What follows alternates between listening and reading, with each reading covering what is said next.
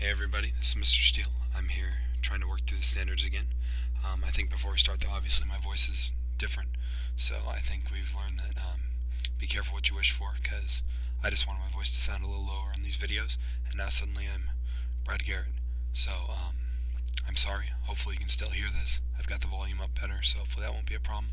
I'm going to try to work through standard quiz question number 10, or standard quiz question number 1, which was requested a couple different times today.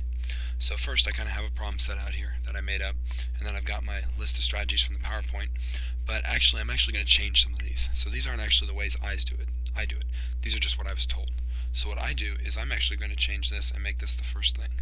So I'm going to take care of negative exponents, not early, but the earliest possible time. So I'm going to do them first. Then I'm going to move up to here to simplify inside, and of course as soon as when we're doing all these things, we're going to have to remember the rules. So we're going to kind of use a combination of these methods, but first we're going to start with negative exponents. So in this problem, that's where I'm going. I want to take care of the negative exponents. The reason why is because they tend to make a lot of mistakes, so I want to make sure that they're kind of out of the way before I do anything else. So the first thing I need to do is I want to move all the negative exponents on the inside. So we'll still go inside out, we're just dealing with negative exponents first. So on the inside, negative exponent tells it to switch places. Miss Hendricks has a really cool story about the angry neighbors, but whatever the case, if we see one, we have to move it. So first let me make sure everything out here is still there. Nothing's changed that way. So 125, no negative exponent. 27, none. X to the negative 30th, well that's a negative exponent, so we've got to move it down and make it positive. Same thing with x to the negative 8. We've got to now move it up and make it positive. On this one, y to the 7th is fine, no issues. And then y to the negative 2nd, we've got to move it up, make it positive. So there's our new expression. There are no more negative exponents on the inside. Okay, I'm sorry, that's not quite clear. That's y to the 7th, y to the 2nd.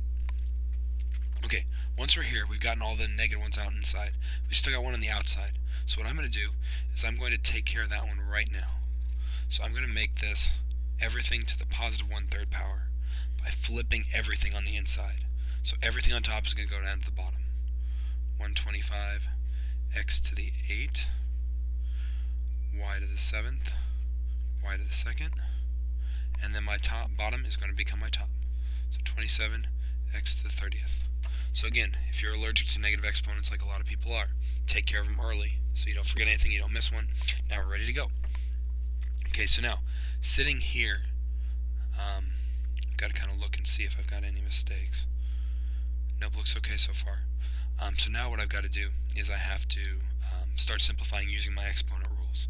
So when I look at this guy, it's all still going to be to the 1/3 power.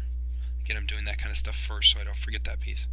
I've got to look at the exponent rules individually. So first 27 and 125, there's no common factors, so they're going to stay right where they are in the problem, top and bottom. X to the 30th over x to the 8th, though, that's one of our exponent rules. Specifically, that's if we have like x to the 7th over x to the 3rd, you subtract and you'll get x to the 4th. So in this case, we have x to the 30th over x to the 8th. If we subtract, we're going to get x to the positive 22. And so that guy's going to stay right on top. And now in our bottom, excuse me, we've got y to the 7th times y to the 2nd. Well, that's just, we can kind of think about it just with those problems right here.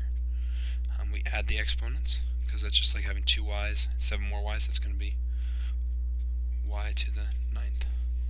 And so on the bottom, I'll have y to the 9th. No big deal. Okay, next, we've got to actually do this step. We've got to take everything to the 1/3 power. So a lot of mistakes happen here because people tend to forget about the numbers, but we're going to be kind of doing two things. One, we're going to be taking this to the 1/3 power, which is just a cube root. So 27 to the 1/3 and 125 to the 1/3. I'm just going to leave them right there. We'll deal with that in a second. For the other ones, when we take a power to a power, we just multiply the exponents. So this one will be x to the 22 times 1/3, and this guy on the bottom will be y to the 9th times 1/3. So that's just by bringing them in. Now, when we simplify, the 27 to the 1/3, that's the cube root of 27, that's just going to be 3. 125 to the 1/3, that's going to be 5. And again, if you don't trust it, 125 is 5 to the 3rd, 27 is 3 to the 3rd. For the next one, 22 times 1/3, just going to be x to the 22 over 3. And down here, y to the 9 times 1/3. 9 times 1/3 is 3. So this will just be y to the 3 on the bottom, and then we're done. And there would be our final answer, or since it's not written very well, 3x. As Katie would say, I'm not writing big enough. There would be our final answer. 3x to the 22 over 3 divided by 5, y to the 3rd. And there's not an easy way to check this. We can't just punch it in the calculator. I don't have any quick tricks. But there we go. We have it set up. So there's one example, one type of problem for standard 1. Alrighty, I want to do one more example of standard quiz question number 1. So I'm going to use the same kind of methodology.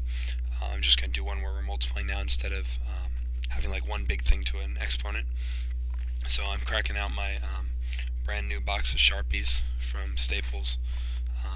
They were $19.95, discounted $9.95 to $10, $2 off coupon, 15% off. That's, I don't have a calculator in front of me. It's a lot less than what I would have wanted to pay originally. So we got a purple Sharpie. So here we go. To start off, I'm just going to keep the same methodology as before. So I'm going to take care of the negative exponents. So done. I already got them. There's none in there. So we're okay on negative exponents. That's cool. So next we've got to simplify inside the parentheses. There's two sets here, two pairs of a pair of parentheses. So this one done, this one done. So there's nothing inside either one to combine. So this problem's really going to focus on the relationship with those exponents on the outside. So next, we've kind of done everything we can up to now. Now we've got to look at each individual parenthesis. So here, we can kind of distribute that power in. So this will be 25 to the 1/2 power. Look at how nice that writes. Times x to the 5 times 1/2 power. I better write it that way. And y to the 7 over, I skipped a step there, I'm sorry.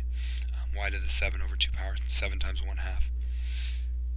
Now in the next one, we've got 64 to the 1/3 power times x to 27 times 1/3 power times y to the 5 times 1/3 power. So I didn't skip any steps that time. Okay, so now that we've got that, we've got to simplify each of these individual expressions so that we can then group together the like factors, or the common factors, the same kind of factors. So, excuse me, 25 to the 1/2. 1/2 power is the same thing as the square root, so 25 to the 1/2 is just going to be 5.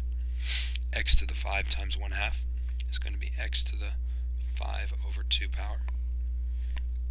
Y to the 7/2, well I already did that one. I screwed that up. So there's that. 64 to the 1/3, well I know 4 is 8 times 8, and it's also 4 to the 3rd power. So this is just going to be 4. Okay, I draw an arrow there so you can kind of see it. X to the 27 times 1/3, it's going to be x to the 9th power, because 27 over 3 is 9. And then y to the 5 times 1/3, just y to the 5/3 power. And so now we're a step closer to simplifying. We've kind of gotten rid of all those exponent expression pieces. Now we've just got to combine the common factors. So if I group them together, we're going to have 5 times 4.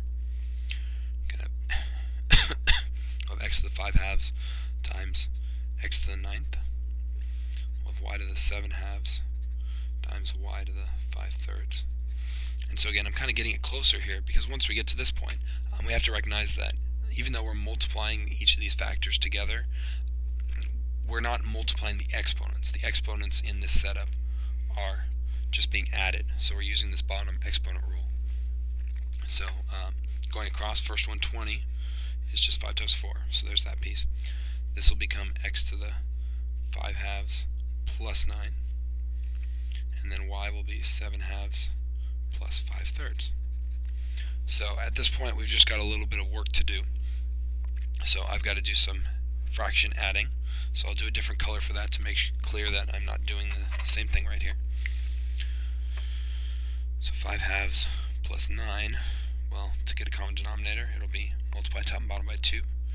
We'll get 5 over 2 plus 18 over 2 equals 23 over 2. So that'll be our new exponent up there. And then for the second one, 7 over 2 plus 5 over 3. We need probably 6 as our denominator, so times 3 times 3 times 2 times 2. It's going to be 21 over 6 plus 10 over 6, which is 31 over 6. So that would be our y exponent, which means that we're actually at our final answer. We're almost there. 20 x to the 23 over 2, y to the 31 over 6. And there is our final answer. So again, this one was almost a little bit easier just because there were no negative exponents, nothing really to combine early, but this one did involve a lot more fraction problems, and we had to make sure that we were careful here. The tough thing about exponents is that even though you're multiplying two factors together, two pieces together, you're adding the exponents because of the exponent rules. So you have to be careful, and you have to go a little slower and thoughtfully focused when you're going through it. So hopefully this video has been helpful. Hopefully my voice is audible through this and it's not annoying this way. Brad Garrett would probably be upset if you said it was. So anyway, hope this works. Have a good night.